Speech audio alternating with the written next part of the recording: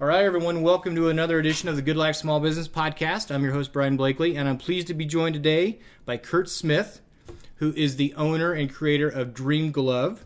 And so, Curt, happy to have you. Thanks for joining us. Thank you, Brian. Thanks for having me on your show. I'm the owner of Dream Glove.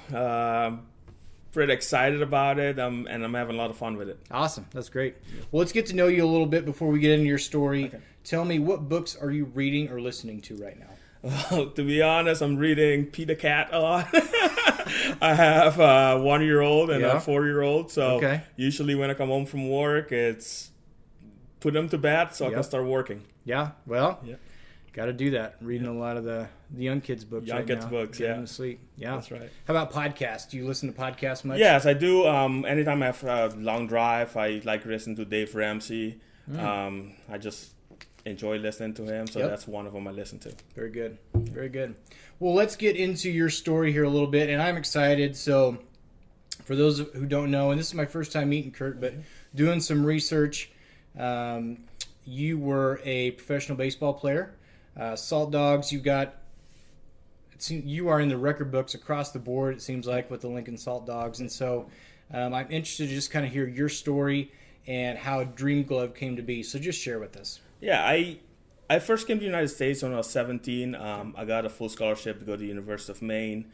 Played baseball there for 4 years. After those 4 years, I got drafted by the Cardinals. Okay. I bounced around with the Cardinals, the Twins, the Marlins, back with the Cardinals. Okay. And then I ended up in Lincoln with Lincoln Saltdogs. Okay. So it was a long journey to end up here, and I'm happy to be here. I love Lincoln, and I finished my career playing here with the Lincoln Saltdogs. I played with them for 8 years total. Okay. So I had pretty much a full career with the Lincoln Saltdogs. Yeah, absolutely. Yeah. What position? I played everywhere for Lincoln. I played corner and infield. Majority of my career, I played corner and infield. Okay. Towards the end, I DH'd the most because couldn't move as good anymore. But I played all over the place. Very cool. And you were saying your wife's from Lincoln? Yep, my wife was born and raised in Lincoln. Okay. And how did you two meet? If you were in Maine and then all over with the majors, did you meet here in Lincoln? So in 2011, I got released by the St. Louis Cardinals. I came to Lincoln to play with the Lincoln Saltdogs, and I met her that year. Okay. Then I got picked up by the Marlins in 2012. Okay. So we started dating, and she came with me. So she traveled all over the place with me, and then I went to the Twins, then back with the Cardinals, and then 2015 we ended up back in Lincoln, and we've been here since. Got it. Okay. Very cool. Yep. So she got to experience the whole traveling all over the Major League life. Yeah, she experienced traveling all over the United States and internationally, because I also played with the Netherlands national team. Oh, okay. So a lot of times we went to international tournaments, and she joined me, and it was fun. Very cool. Yeah. Very cool. All right, Curt. So I did some research on my own, but tell us what exactly Dream Glove is and what you do. So Dream Glove is a company. We customize baseball stuff, baseball gloves, baseball batting gloves, bags, jerseys, pretty much anything baseball related, and we also carry golf gloves. Okay. Yep. Got it. Very good. So are you mainly targeting like youth programs or colleges, guys in the majors? What's kind of your target market? My target market is everybody from youth all the way to the majors, and it goes back to why I started this business, because I wanted something affordable and still provide people with great price, and that starts from youth.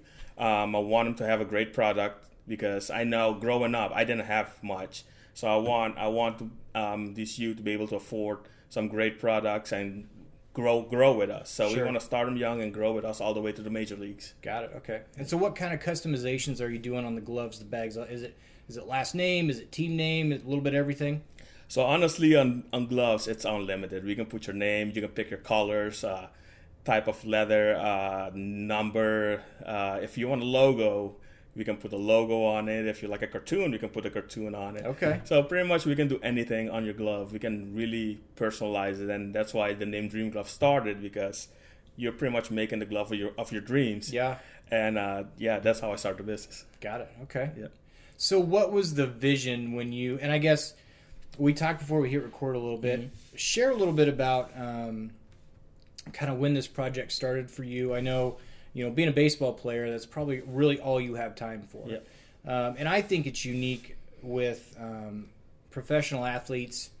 The money is there, but you don't really have time maybe necessarily to focus unless it's in the off season. You can give it more time, but you don't have time to really focus on a small business or starting a small business or whatever it may be. So talk about when Dream Glove kind of came to be. Were you in your professional career? Yes, it was actually 2021 when the idea came. I honestly never thought I would start a professional glove company. I was laying in bed. I knew it was going to be my last year playing, and I wanted to do something cool for my glove. Yeah. And I started looking at other companies for prices, and I'm like, man, I don't want to pay this. Right. So I did my own research, ended up finding a place that makes gloves, and I ordered one for me. And then I went to the field, and I started seeing, hey, people are interested in this. Yeah. That might be a good idea. You had people asking you about it? Yep, got people asking me about it. They want to order one, and then I got another order. I'm like, hey, maybe I can make this into a business because it's something I love. I know I will be done playing in September, so it would have been a great way to stay in the game. Yep. Yep. Absolutely. So you started essentially, was it June or July of 2021? Yes, June. June. Yep. June of 2021. Yep. Okay. So you're pretty new still. You are pretty new still. How's it going? It's going really well. I'm learning a lot. Which is awesome. I mean, I didn't expect this much in a small business, but I'm glad I'm in it. I'm enjoying it, and I'm ready to learn more. Very cool. Yeah. Is it online only right now as far as ordering and, finding out what you want? So right now, we do sell online. We do have a website. It's www.dreamgloveco.com. Okay. We are in a few stores, Primetime Sporting Goods, and also on Facebook. Facebook has been tremendous help for us. Great. We advertise on there, and pretty much we connect to our customers. Okay. So when they come to us on Facebook, Instagram, or wherever we sell, I talk to them personally. Okay. I make sure they get exactly what they want. I help them design their gloves or whatever they want to design. I help them personally to get exactly what they want. Very cool. Yeah. Very cool. What's your favorite part about being a small business owner? I just like having control of my business. I like making decisions. I like seeing results and learning from mistakes. Mm-hmm. I feel like it's a lesson. I'm all in the university all over again. Yeah. Just learning new things, which is exciting. I feel like you get to know more people. You get to know very interesting people that could help you out. Mm-hmm. And I feel like earlier in my business, I was very hard-headed. I'm like, I know it's baseball gloves, but it goes much more beyond that. That's just a product, but there's a whole different world behind it. Yeah, as far as the networking, finding connections. Yeah. Is there any similarity between, and I know that this is maybe two completely different things, is there any similarities with running a small business as far as what you had as a professional athlete, whether it comes to the discipline, the hard work, things that you've taken from your professional career that you're transferring over to running a small business? Absolutely, especially the discipline. Yeah. There's a lot of work that goes into it that no one sees. And same as a professional, the game lasts 3 hours, but we're there 8-9 hours before, putting in the work, practicing. So I think it's the same as this business. I have a lot of things I have to do.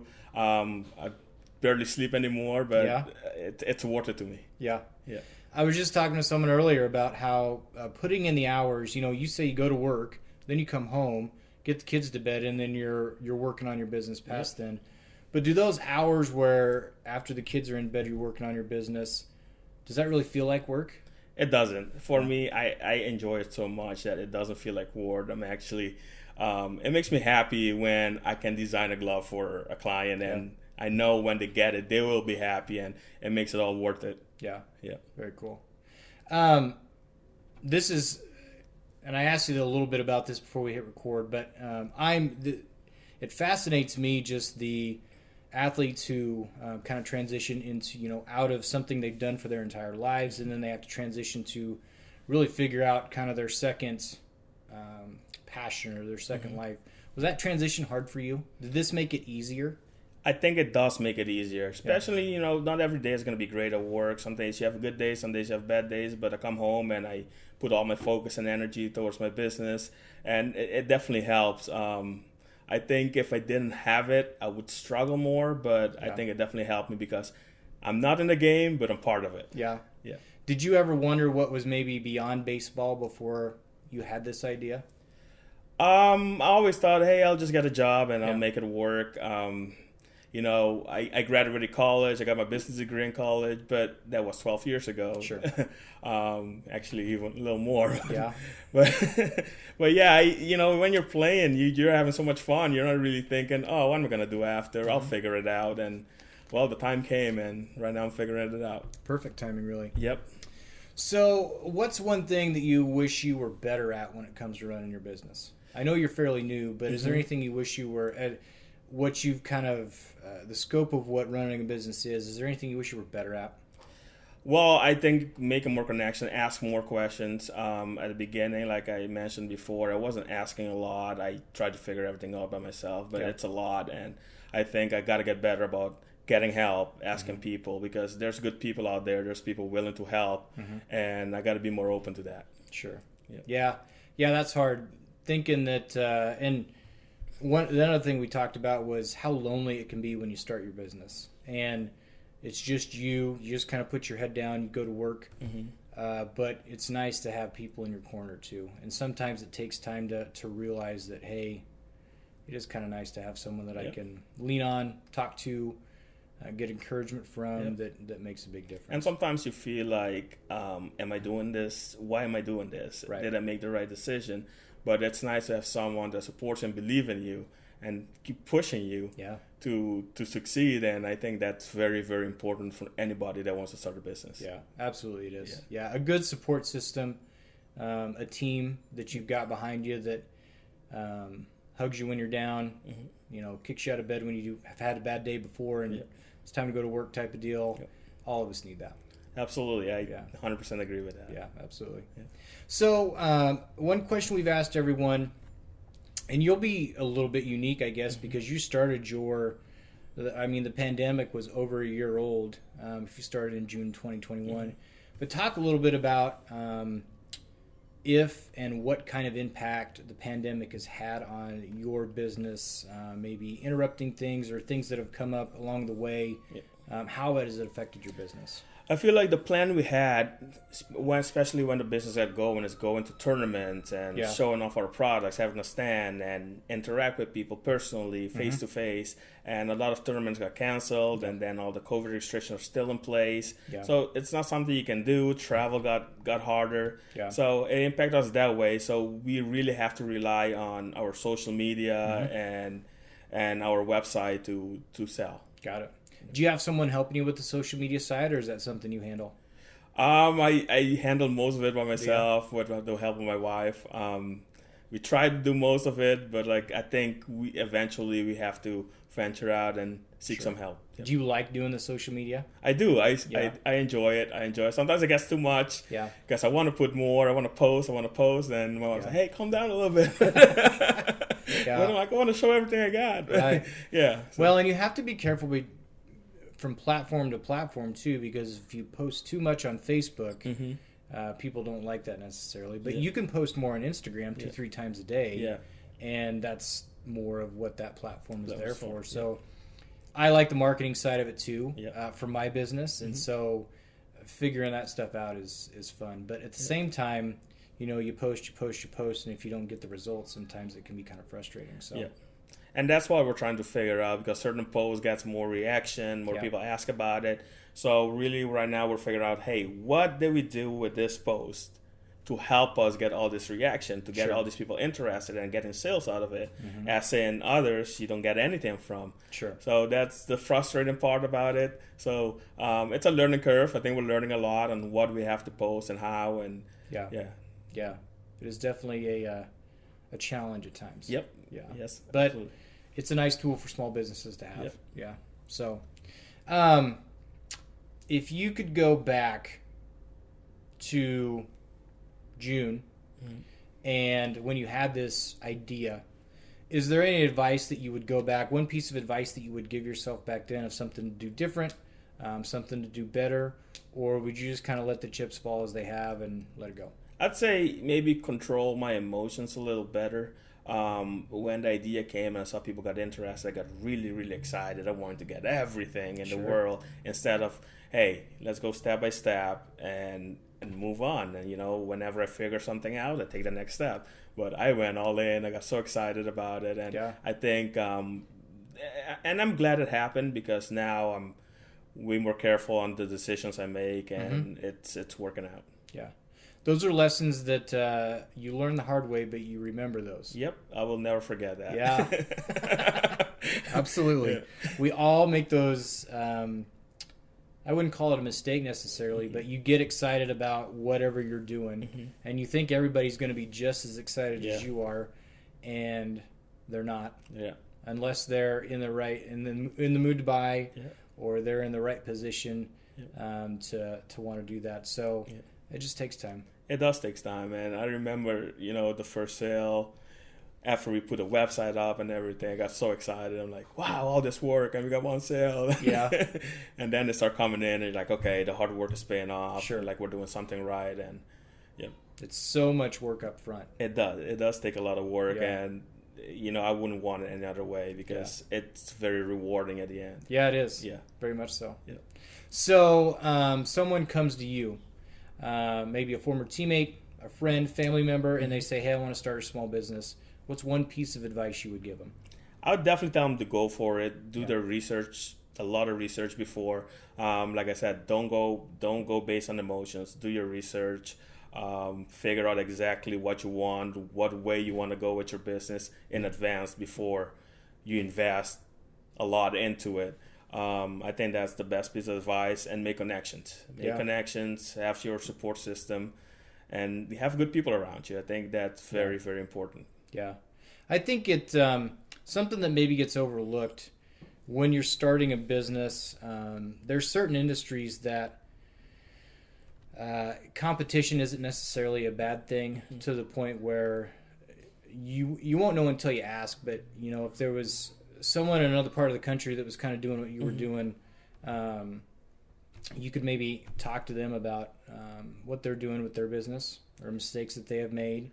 But reaching out to someone in your industry may not be looked at as a bad thing. It may be something where you can get a lot of useful information, and it's not a threatening conversation because they want to see you succeed too. Yep. People think that they're going to think I'm coming after their business, but it's not always like that. Yeah.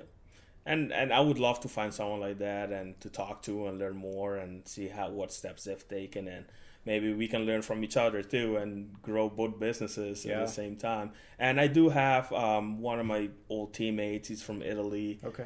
He does have a glove business there too. So we talk a lot. See what he's doing there. It's different markets, but we're in the similar industry. So sure. Yeah. When did he start his business? He started it probably 5-6 years ago. So he's more experienced. Yeah. It's a smaller market that he's in. But he's experienced and he learned a lot from it, so we talk once in a while. Very cool. Yeah. Very cool. All right, Curt. So how can we find out more about Dream Glove? Give us web address, social media, how to get a hold of you. Give us all of it. Yeah. You guys can go on our website. It's www.dreamgloveco.com. Okay. Our Instagram is @dreamgloveco. And our Facebook is also @DreamGloveCo. Okay. You search us. We post daily. And if you have any questions, please just send us a direct message. Most of the time, it's me or my wife that respond. So we will interact with you personally to make sure you get what you want. Awesome. And we'll have links in the show notes for all that. One question I just thought of, for someone who's maybe, baseball season's going to be coming around here pretty soon, golf, and the other things that you do, what's kind of the turnaround time on whether it be a glove, a bag, golf equipment? What's kind of the turnaround time that you see? So we do have stock options Okay. for people that don't want to wait. Let's say if you come to me, you want a customized glove. It takes 4 to 6 weeks. Okay. And a lot of times come in before, but we say 4 to 6 weeks just in case. Yeah. With all this COVID restrictions and all the stuff that are happening, we got to give ourselves a couple weeks of room just for the Sure. bad situations.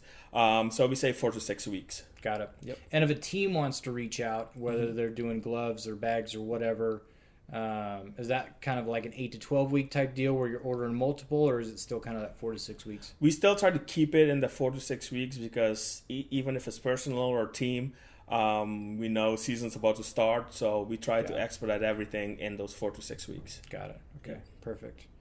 It was a pleasure to meet you. Yeah, thank you for having me. It's Yeah. awesome talking to you. Thanks so much for taking the time.